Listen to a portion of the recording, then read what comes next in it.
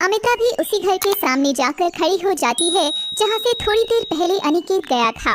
वो उस घर को देखते हुए बोलती है, पूरी तरह से अपनी बीती जिंदगी और उसकी यादों को खुद से अलग कर चुकी हूँ, पर न जाने क्यों बस एक ही ऐसी याद है जो मुझसे जुदा नहीं हो रही है, या यूं कहूँ कि मैं कर ही नहीं पा रही।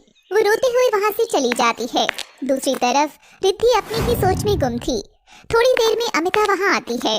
उसे इस तरह से बैठे देख वो पूछती है, क्या हुआ रिद्धि, क्या सोच रही हो, सब ठीक तो है ना? हाँ माँ, ऐसे तो सब ठीक है। मिस्टर भाटिया का फोन आया था। उन्होंने कहा कि उनके बॉस ने मेरी स्क्रिप्ट रिजेक्ट कर दी है। मैं कल ऑफिस आकर स्क्रिप्ट ले जाऊं। रिजेक्ट करने की कोई वजह बताई उन्होंने? नहीं, बस इतना ही कहा कि बॉस को पसंद नहीं आई। कोई बात नहीं, जीत हार रिजेक्शन सिलेक्शन ये सब जिंदगी का हिस्सा है। एक नाकामयाबी की वजह से हम आगे बढ़ना तो नहीं छोड़ सकते ना। टेंशन मत लो तुम। मैं इस वजह से नहीं उदास हूँ कि उन्होंने मेरी स्क्रिप्ट पसंद नहीं आई। बुरा मुझे इस बात का लग रहा है कि उन्होंने नापसंद आने की कोई वजह नहीं बताई। एनीवेज, मैं कल जाकर इस बारे में जरूर बात करूंगी। ठीक है, चलो तुम सो जाओ, मैं चलती हूँ। Good night. Good night. Riddhi अपने कमरे में चली जाती है। अगले दिन रिद्धि दक्ष के ऑफिस पहुंचकर मिस्टर भाटिया से मिलती है। I am so sorry miss Riddhi, मैंने आपको काफी होप्स दे दी थी। मुझे सच में आपकी स्क्रिप्ट बहुत पसंद आई थी, but things are not in my hand. That's okay sir. मैं बस वजह जानना चाहती थी कि आपके बॉस यानी कि मिस्टर अनिकेत कपूर को क्या कमी लगी। इफ यू डोंट माइंड, क्या मैं उनसे मिल सकती हूँ? ये मेरे लिए बहुत जरूरी है। मेरा करियर अभी स्टार्ट हुआ है।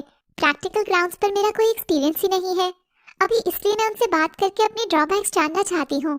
लेकिन ये स्क्रिप्ट अनिकेत सर ने नहीं, बल्कि उनके बेटे मिस्टर दक्ष कपूर ने रिजेक्ट की है। मैं मिस्टर दक्ष से मिलना चाहती हूँ।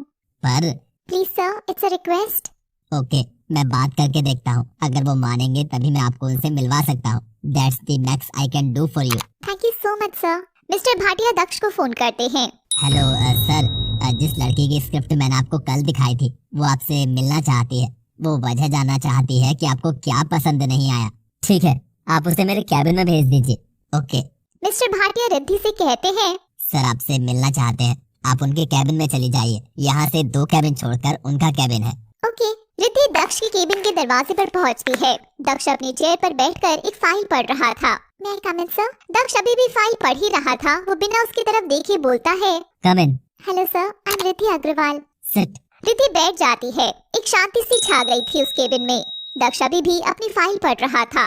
दक्ष बिना उसकी तरफ देखे बोलता है, कहिए, क्यों मिलना चाहती हैं आप मुझसे? मैं जानती हूँ कि आपको मेरी कहानी पसंद नहीं आई, लेकिन मैं बस वजह जानना चाहती थी कि कमी कहाँ है। दक्ष अपनी नजरें उठाता है और रिद्धि की तरफ देखता है। कमी कहानी में नहीं, उसके पीछे की सोच में है। मतलब ये जो आपने औरत को इतना महान दिखाया है, प्रॉब्लम इसमें है। Story wise it's brilliant, but आपका जो थॉट है कि औरतें बहुत महान होती हैं, मुझे उससे दिक्कत है। मीडिया, बॉलीवुड, जिसे माया नगरी भी कहते हैं, ये समाज का एक आईना होते हैं। हम पूरी तरह से गलत चीजें नहीं दिखा सकते। आप कहना क्या चाहते हैं? जो कुछ मैंने अपनी कहानी में औरतों के बारे में दिखाया वो गलत है? आपके हिसाब से वो कमजोर होती है या किसी सम्मान के लायक नहीं होती? ना, कमजोर तो बिल्कुल नहीं होती, पर जालसाज जरूर होती है। मैंने औरत का ऐसा कोई रूप नहीं देखा जिंदगी में जिससे मेरे मन में उनके लिए सम्मान हो। रिद्धि बस उसकी बातें सुने जा रही थी। कितनी घटिया सोच है आपकी। एक्सक्यूज मी, क्या कहा? वही जो आपने सुना। मैं यहाँ आई तो थी अपनी कमियाँ जानने के लिए। यहाँ आकर ऐसा लग रहा है कि बहुत अच्छा हुआ कि आपने मेरे काम को रिजेक्ट कर दिया। दक्ष उसकी तरफ देखने लगता है, क्योंकि अगर आप रिजेक्ट नहीं करती तो मैं खुद आपके साथ काम करने से मना कर देती। अफसोस होता है आपकी सोच जानकर कितनी छोटी है। औरतों के बारे में कुछ गलत बोलने से पहले एक बार ये सोच लेते कि आपको जन्म देने वाली भी एक औरत ही है। दक्ष चिल्लाते हुए बोलता है, just shut up and listen to. You listen to me. आप क्या मुझे काम नहीं देंगे? मैं खुद आपके साथ काम करने से इनकार करती हूँ। Thank you so much for your precious time. वो गुस्से में उसके केबिन से बाहर निकल जाती है और दक्ष उसे देखता रह जाता है। रिद्धि जा ही रही होती है कि कॉरिडोर में किसी से टकरा जाती है। वो अनिकेत था। टकराने की वजह से उसके हाथ से फाइल गिर जाती है और सारे पन्ने बिखर जाते हैं। रिद्धि पेपर्स उठाने लगती है। अनिकेत भी उसकी मदद करता है। आई एम सॉरी सर, मैंने देखा नहीं।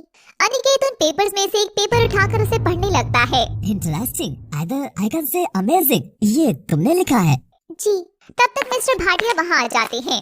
सर, ये वही स्क्रिप्ट है जिसके बारे में मैंने कल दक्ष सर को बताया था। गुड, तो फिर कब से काम शुरू हो रहा है इस पर? मिस्टर भाटिया कोई जवाब नहीं देते। क्या हुआ? मैं कुछ पूछ रहा हूँ आपसे, आपने जवाब नहीं दिया। वो दक्ष सर ने ये स्क्रिप्ट रिजेक्ट कर दी। पर क्यों? वो तब तक रिद्धि बोल पड़ती है, मैं बताती हूँ। उनके हिसाब से औरत का जो चरित्र इस फिल्म में दिखाया गया है वो गलत है। वो उन्हें पूरी बात बताती है। दक्ष अपनी केबिन से रिद्धि को अनिकेत और मिस्टर भाटिया के साथ खड़े देख लेता है और बहुत चिढ़ जाता है। वो भी कॉरिडोर में आ जाता है। वाह, अभी थोड़ी देर पहले तो तुम बहुत बड़ी बड़ी बातें कर रही थी औरतों की तारीफ में, इतनी जल्दी पलट गई। मैं नहीं माना तो तुम डैड के पास चली गई, और अगर जालसाज कह दो तो गलत है। रिद्धि गुस्से में उसकी तरफ कुछ कहने के लिए बढ़ती है कि तभी अनिकेत बोलता है, ये मेरे पास कोई सिफारिश लेकर नहीं आई, हम दोनों एक दूसरे से टकरा गए थे तो ये पेपर्स बिखर गए, एंड आई एम ग्लैड कि हम टकराए, वरना इतनी अच्छी कहानी हमारे हाथ से निकल जाती। मैंने सुना तुमने स्क्रिप्ट रिजेक्ट कर दी है। जी डैड। अनिकेत मिस्टर भाटिया की तरफ देखते हैं। मिस्टर भाटिया, मैं स्टोरी को अप्रूव कर रहा हूँ, आप पेपर्स बनाकर मेरे पास लेकर आइए, हम जल्द से जल्द इस पर काम शुरू करेंगे। Okay sir. अनिकेत वहाँ से जाने लगते हैं कि तभी रिद्धि बोलती है, एक्सक्यूज मी सर, मुझे अच्छा लगा कि आपने मेरे काम को अप्रिशिएट किया, पर मैं यह काम नहीं करना चाहती। और इसकी कोई खास वजह? रिद्धि दक्ष की तरफ देखकर बोलती है, जब सोच में जमीन आसमान का अंतर हो तो ना काम ठीक से हो सकता है और ना ही कभी एक दूसरे से विचार मिल सकते हैं। अनिकेत उसे देखकर मुस्कुराता है। बात तो सही है तुम्हारी, लेकिन अभी तक मैं जितना समझ पाया हूँ तुम्हें, उसके हिसाब से तो तुम एक स्ट्रॉन्ग ओपिनियन रखने वाली लड़की हो। एक इंसान तुम्हारी सोच को गलत ठहरा रहा है और तुम इसीलिए पीठ दिखाकर जा रही हो क्योंकि तुम उसके साथ काम नहीं करना चाहती। तुम्हें नहीं लगता कि तुम्हें उसे गलत साबित करना चाहिए? डैड आप ये बात तुम पर भी लागू होती है दक्ष। कोई तुम्हारी सोच को गलत कह रहा है और तुम उसे ऐसे ही जाने दे रहे हो। मैं चाहता हूँ कि तुम दोनों एक साथ काम करो और अपने आप को साबित करो। है हिम्मत तुम दोनों में इतनी? दोनों चुप खड़े हुए थे। ऑलराइट, शायद मैंने कुछ ज्यादा एक्सपेक्ट कर लिया था तुमसे। मुझे लगा था कि तुम दोनों में एक ज़ील है, जुनून है, पर शायद वो पहली चुनौती के आगे ही ठंडा पड़ गया। वो वहाँ से जाने लगते हैं। मैं तैयार हूँ sir, and thank you motivate करने के लिए। मैं भी तैयार हूँ। Good, then what are we waiting for? Let's start the work.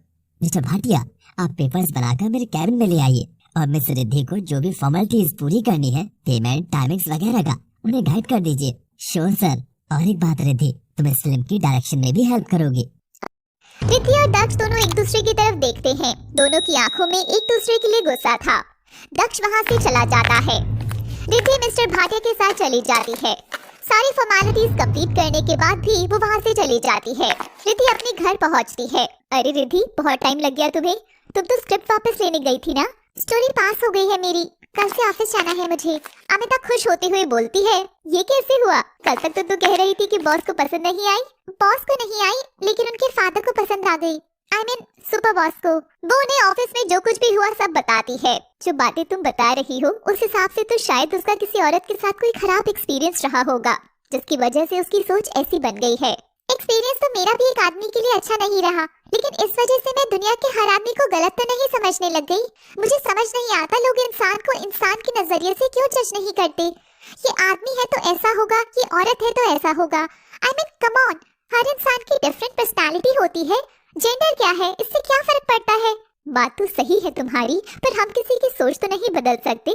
चलो तुम फ्रेश होकर आ जाओ, मैं खाना लगाती हूँ। हाँ वैसे एक बात पूछूं आपसे? पूछो। जब भी मेरी फिल्म की स्क्रीनिंग होगी तब आप आएंगी ना? अमिता कुछ देर चुप रहने के बाद बोलती है, मैं खाना लगाती हूँ। वो वहाँ से चली जाती है। रिद्धि उदासी भरी निगाहों से उन्हें जाते हुए देखती है। दूसरी तरफ ऑफिस में अनिकेत अपने केबिन में बैठे हुए थे कि तभी मिस्टर भाटिया वहाँ पेपर्स लेकर आते हैं। सारी फॉर्मेलिटीज हो गई? जी, एक बात पूछ सकता हूँ आपसे? पूछिए ना। आप मेरे साथ तब से हैं जब से मैंने इस इंडस्ट्री में कदम रखा था। आपको इजाजत देने की जरूरत नहीं है। आपने दक्ष सर के खिलाफ जाकर उस लड़की की स्क्रिप्ट एक्सेप्ट कर ली, क्यों? अनिकेत मुस्कुराकर कहता है, भाटिया जी, मुझे उस लड़की में एक अलग कॉन्फिडेंस दिखा, वो भी सच्चाई के साथ, जो अक्सर लोगों में नहीं दिखता है। मुझे लगा ये वही है जो दक्ष के मन में जो औरतों के लिए नजरिया है उसे बदल सकती है। बस इसीलिए मैं मान गया। मुझे भी वो लड़की बहुत अच्छी लगी थी, उसमें बिल्कुल उनकी परछाई है। अनिकेत उनकी तरफ देखने लगता है। मैं चलता हूँ। भाटिया वहाँ से चले जाते हैं। रात को अनिकेत घर पहुँचता है और सीधा दक्ष के कमरे में जाता है। दक्ष वहाँ बेड पर बैठा हुआ था। अनिकेत को देखकर वो मुंह घुमा लेता है। अनिकेत मुस्कुराकर उसके बगल में आकर बैठ जाते हैं। क्या हुआ, नाराज हो कि मैं तुम्हारे फैसले के खिलाफ गया? मैं आपसे नाराज नहीं हो सकता, बस बुरा लगा कि आपने उस लड़की का साथ दिया। देखो दक्ष, तुम जानते हो ना कि मैं तुमसे बहुत प्यार करता हूँ। मैं जो भी फैसला लूंगा तुम्हारे भले के लिए ही लूंगा। जानता हूँ, तुम मेरे इस फैसले को मान लो, यकीन मानो, एक दिन तुम जरूर समझ जाओगे कि मैंने ऐसा क्यों किया। दक्ष हाँ में सिर हिला देता है। दोनों एक दूसरे के गले लग जाते हैं। अगले दिन रिद्धि ऑफिस पहुंचती है। वेलकम रिद्धि। Thank you. तुम दक्ष सर के कैबिन में चले जाओ, इस प्रोजेक्ट को वही देख रहे हैं। रिद्धि हाँ में सिर हिलाती है और दक्ष के केबिन में चली जाती है। मैं कम इन सर? दक्ष उसकी तरफ देखता है और मुंह बनाता है। रिद्धि केबिन में आ जाती है। मिस्टर भाटिया ने कहा मुझसे कि मैं आपसे आकर।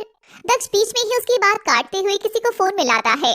प्रिया कम इनसाइड। प्रिया केबिन में आती है और रिद्धि की तरफ एक फाइल बढ़ाती है।